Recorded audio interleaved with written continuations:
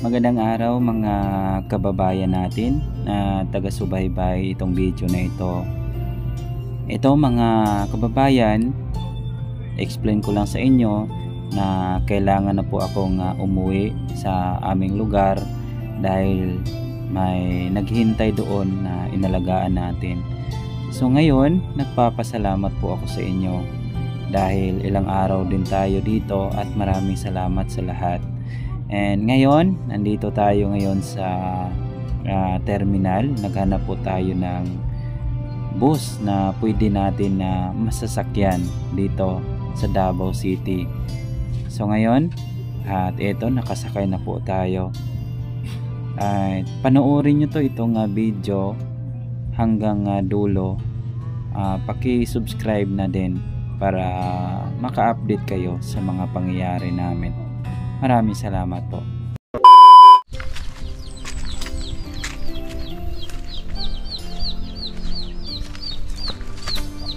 So, ngayon mga kababayan, nandito tayo. Nandito si Kuya Ray. Unsa man na imong giluto, Kuya Ray? Ha? Gulay ang taon. Gulay? So ikaw nagatiman ni Tatay Jesus karon? Oo. So, unsa man na? Daw, kanahon daw to. Mo ni ang gikuan na. Alam mo ana eh. Gulay. Parang malusog kong masakit ton. Ha? Parang maligo ng masakit ton. Maligo no?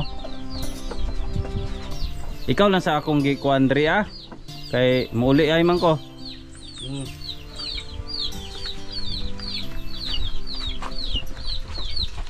Ito tayo nag-stay. So for the meantime mga tol, at ito po yung request nyo na makita nyo kasi yung pagdating natin dito noong nakaraang gabi medyo madilim. So ayan guys no, kaibigan to ni Tatay Jesus, si Kuya Ray. So bali si Kuya Ray po yung mag-aalaga no, si Kuya Ray po yung mag-aalaga no. So, ito po yung ulam nila dito. Nandun si Tatay Jesus. So nandun si Tatay Jesus. So pupuntahan natin. Yeah. Kuya Ray,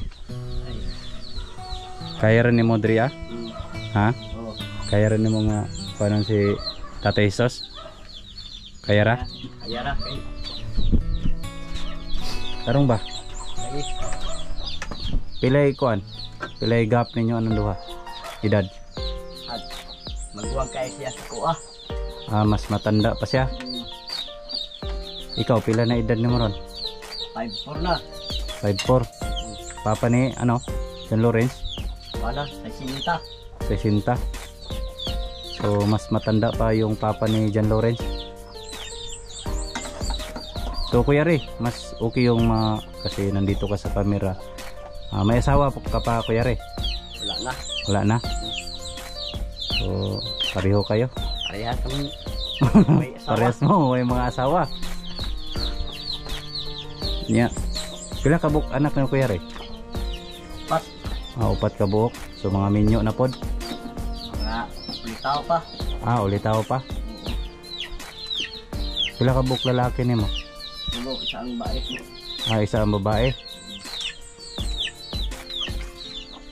Tulo ka lalaki, isa ka babae. Asa naman to sila karon nagpuyo? Sa Manila. Sa Manila na sila. So, nandun pala sila sa Manila mga kababayan no. Nagsuporta pa ba sa'yo yung mga anak mo? Ha? Nagsuporta pa sila? Ako may nagsuporta lahat. Baliktad. Baliktad. Ginasuportahan ako sila dito. Uy, napamanday ang mga piso diri Naghanong kayong mga piso sila diri Kay ko Andrea.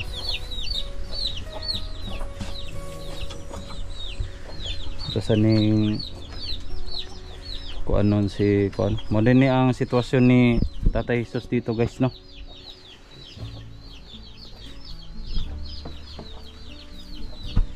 Grabe mga kuan sa manok. Wala gini basta way asawa ba no? Ingani gud kahimtang sa sulod. Kuya Re? Basta way asawa ba? Asawa, kiway mo. Way mo limpyo? Limpyo. Ano, basta walang mga asawa. Wala talagang maglilinis sa bahay, no? Kung baga Kuya Re, prinsesa, no? Prinsesa. Prinsesa ng tahanan. Isa ng bahay. Oh, prinsesa ng bahay. May aso pa, oh. Ipapakita natin to si Tatay Jesus. So nandito si Tatay Jesus. Asa ka natulog gabi Kuya Re? Hindi kita na kita. Asa ka natulog? Dili ka sa babaw? Bukid oh. Ha? Oh. Dito rin ka sa bukid? Bantog na kayo kita sa imuha.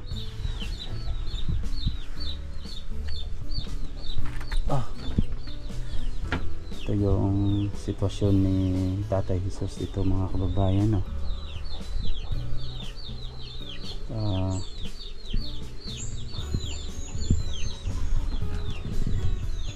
Ito medyo si Tatay Jesus na ilang araw na din hindi nakapag lalakad dahil siguro sa arthritis yata to.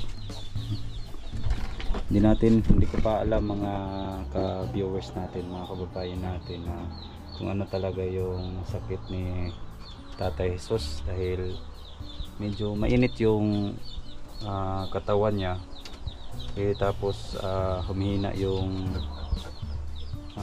mga buto-buto sa kanyang ano ba.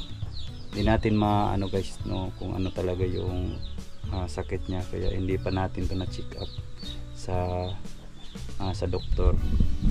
Ito guys, nilagyan natin to ng ano guys, no.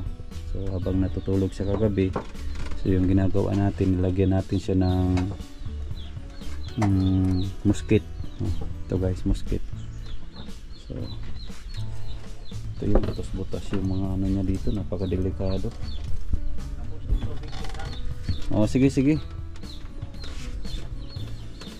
Ito guys, si Tatay Jesus. Ita, muna yung kuhan guys, oh. Pwede pang inita dito guys. Ipakita sa inyo guys kung ano ang kuhan niya dito guys. Ito saan yung kuhan ni si Tatay Tay. Oh, hinaya na yung tingog tayo, eh. Kira ka? Ito yung si Tatay. Kira ka? Sakit katawan ko. Ay sige ko na karon dili kon kayo. Wa na may lamok. Okay ra ka? Sakit katawan ko.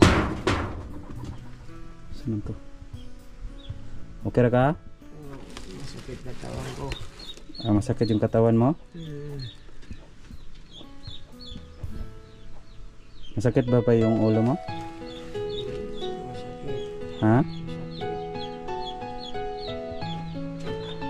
So may kuan mo? So may sa paman imong gibati nimo? Naglisod kag lakaw? Sakit ang tuhod ko. Hindi kaya yan arthritis? Ha? Anong sa natin yung murang nag-igang? Sakit imong kuan mo? Ito sana ikuan kay aron dili mag aron di ka igangon kay wala may lamok ron.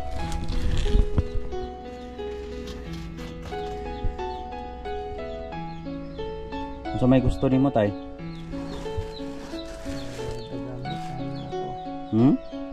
Pagamot?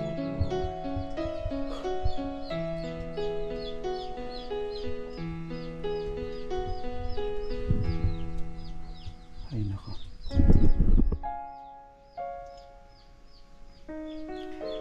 Ito mga kababayan, no? Hindi naman tayo kung baga hindi naman tayo expert na sa kung ano talaga yung sakit niya, pero ngayon mga tol, mga kababayan natin, nakita natin si Tatay Jesus na sobrang tamlay na ang kanyang katawan Kaya eto guys, no, ang sitwasyon ni tatay, no, Tatay Jesus. So hindi lang natin muna sasagot, hindi muna natin yung i-pressure yung utak niya guys, dahil nag-usap kami nito kanina. So dito lang natin to isabi ko na lang sa inyo, no, kasi nag-usap po kami dito off cam. Sabi niya is masakit talaga yung katawan niya, at saka mahina na siguro, dala na siguro to sa over fatigue o tinatawag na sobrang trabaho dito sa bundok na ito. Kaya wala na kasing nag-aalaga sa kanya, pati dito sa bahay, kahit mga damit niya, siya na po yung naglalaba, magluto dito. So kung minsan nandito si Kuya Ray, kung minsan is wala naman. So ngayon is habang wala si Kuya Ray dito, siya lang po mag-isa. Kaya ito guys, napakahirap itong sitwasyon na ito kapag ganito na wala kang kumbaga kahati sa buhay mo, no? Kaya ito, no, napakahirap talaga itong sitwasyon ni Tatay Jesus, no.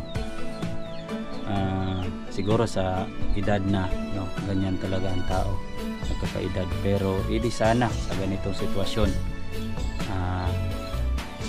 yung mag-aalaga nito sa edad na ito, yun sana yung mga anak niya. Pero wala, no, wala talaga. Kaya iniwan siya sa kanyang asawa niya dahil nagtaksil, dahil sa tiksmit, no. Kaya kung nakasubaybay kayo yung mga sinabi ni Tatay Jesus sa mga video, mga previous video natin, sinabi niya na nagtaksil ang kanyang asawa, kaya ganito, naging ulila na. Kaya si Tatay Jesus na lang dito, no. Ngayon, no, meron akong sasabihin sa inyo. So ito na po yung last day. So kailangan na po tayong umuwi, no. Kailangan na po tayong umuwi dahil may mga importante din tayo doon. Kasi umuwi tayo dahil umuwi tayo sa lugar namin. Umuwi ako. Yung mag-alaga nito si Kuya Ray. Kuya Ray, kaya na mo bantayan ha? Yung mag-aalaga nito guys si Kuya Ray, dahil wala pa si Lawrence. So yung gagawin ko dito is maghanap pa po ako ng paraan na makita ko si John Lawrence, dahil gusto ko na ipaalam kung makita ko man si John Lawrence, no, siguro may mga aksyon tayong gagawin, o di kaya dito muna, no, hindi ko muna isa-isama. Sana makita natin si John Lawrence. So sa ngayon, for the meantime, si Kuya Ray muna. Tay, magpapaalam muna ako sa iyo, Tay, ha? Ha? Magpapaalam muna ako sa iyo dahil kailangan ko nang umuwi. At pangalawa, mga tol, no, kailangan tayong umuwi dahil wala na po tayong budget dito sa pag-stay dito sa Davao City. Medyo malayo pa yung travel natin, no. Nag-commute na po tayo, no. Nagpapasalamat po ako sa inyo. Nagpapasalamat po ako sa inyo dahil sa inyong suporta, guys, no. Kung kayo mga viewers, alam nyo na kung ano yung needs natin, na pangailangan natin. So ngayon mga tol, no, kailangan ko mag-goodbye sa kanila dahil ibilin ko muna to kay Kuya Ray. Siya muna mag-alaga dahil may mga inalagaan pa po tayo doon sa kabila, no. Doon tayo, umuwi tayo, sakay pa tayo ng bus, pauwi po ako sa lugar namin. Medyo malayo pa, mainit pa yung panahon dito. Kaya ito, Tatay Jesus, kailangan ko nang umuwi, ha. Kailangan ko nang umuwi. Dito ka muna dito ka muna mag-ingat ka dito, ha. Ingat ka dito. Medyo mainit lang dito, guys, no. Medyo mainit dahil sa sobrang init ng panahon. Kaya ito sitwasyon dito. Ay nako, itong sitwasyon dito guys, delikado dito. Mani ang sulod, wag din tao nagatimandria guys. Apay kuan to, bukakang sa mani.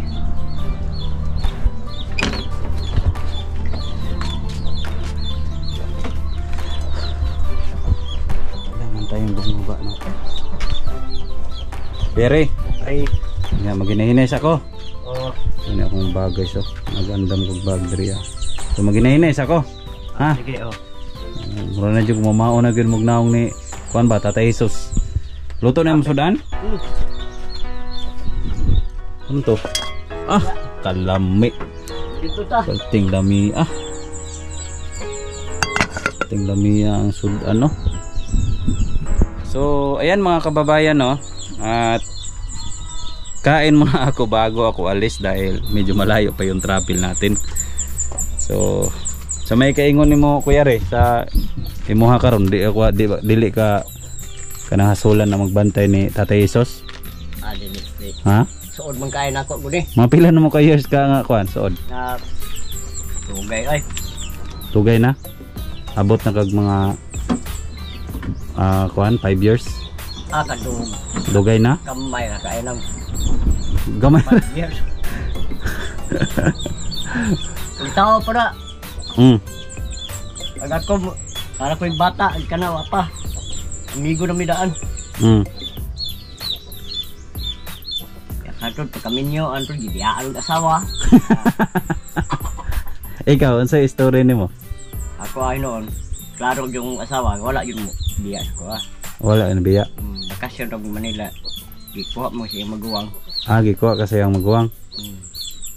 Nya tuwa siya karon didto. Tuwa. Wala ka gibiyaan. Wala.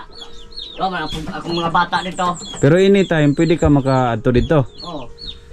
Pila na ka years nga wala ka kadtong nila? Wala. 18 na. 18 na. 18 na di eh. Tugay. Mbot ang kini kay wa. Kini si Tatay Jesus. Wa yun ka. Lakaw. Wala gid din nagito mabalik yung asawa na. Grabe po to yung asawa. Tungod lang po dito sa Texmet. Texmet po dito ang dahilan. Daot sa Texmet. Ikaw kung naay kwarta, pwede ka asa sa Manila, tapita. Sa Kawayan, Bulacan. Sa Bulacan. So, ayan mga kababayan, no. Kung naay kay kwarta, pwede ka makaadto dito. Na ako'y kwarta nga. Padala raman ako kay eskwela mo ito kong dalaga. Nag-eskwela to. Pila edad si mong dalaga nimo? 18 na. 18 na. Pinamahurang natin. 15 na po.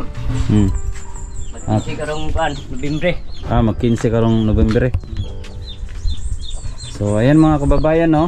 At hanggang dito na lang itong video na ito. Kailangan na tayong umalis, no.